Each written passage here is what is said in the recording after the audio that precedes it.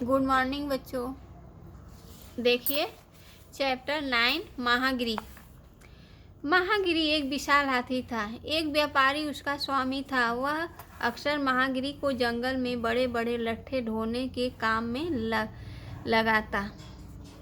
शादी ब्याह में वह हिमगिरी को दूल्हे की सवारी के लिए भेज देता।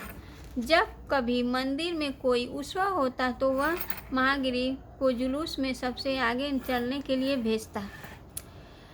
एक बार गांव के मंदिर में ध्वज फहराने के लिए पेड़ के तने से एक खंभा तैयार किया गया।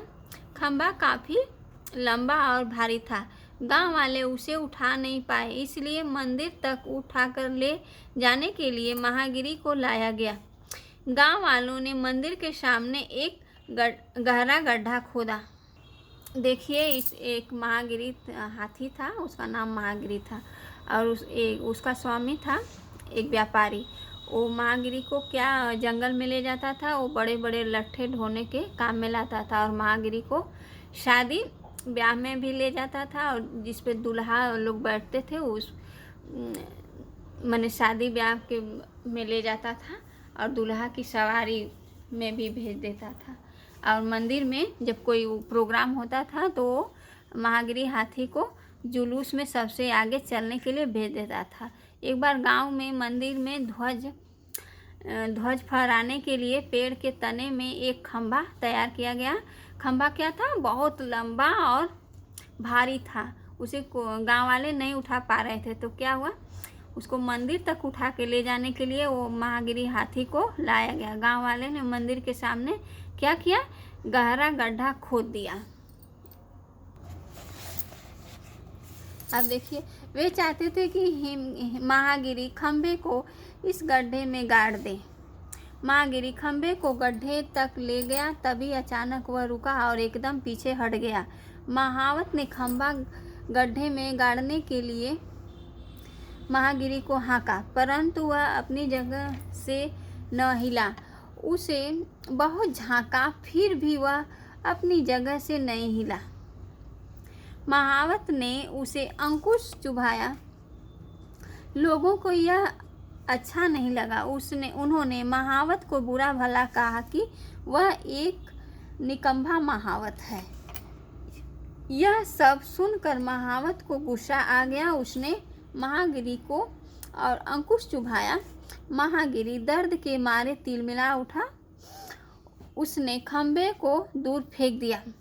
जब उन्होंने क्या किया, मैंने महागिरी को खंभे को इस गड्ढे में गाड़ दिया, तो महागिरी खंभे को गड्ढे तक ले गया। तभी अचानक वह रुक गया और एकदम पीछे हट गया। महावत ने खंभा गड्ढे में गाड़ने के लिए महागिरी को हाँका, परंतु वह क्या अपनी जगह से हिला नहीं। उसे बहुत हाँका, फिर भी वह अपनी जगह से नहीं हिला।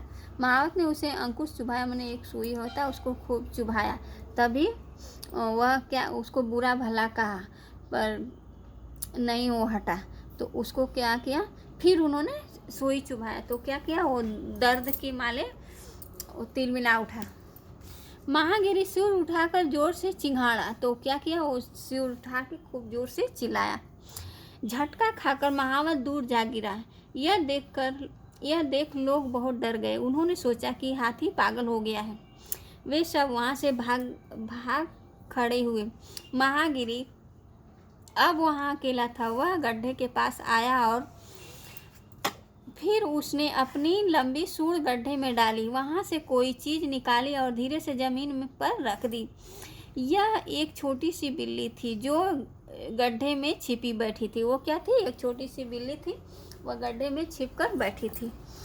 गांव वाले दूर खड़े महागिरी की हरकत देख रहे थे। गांव वाले क्या थे, वो दूर खड़े होकर महागिरी की जो हरकत जो कर रहा था वो सब देख रहे थे।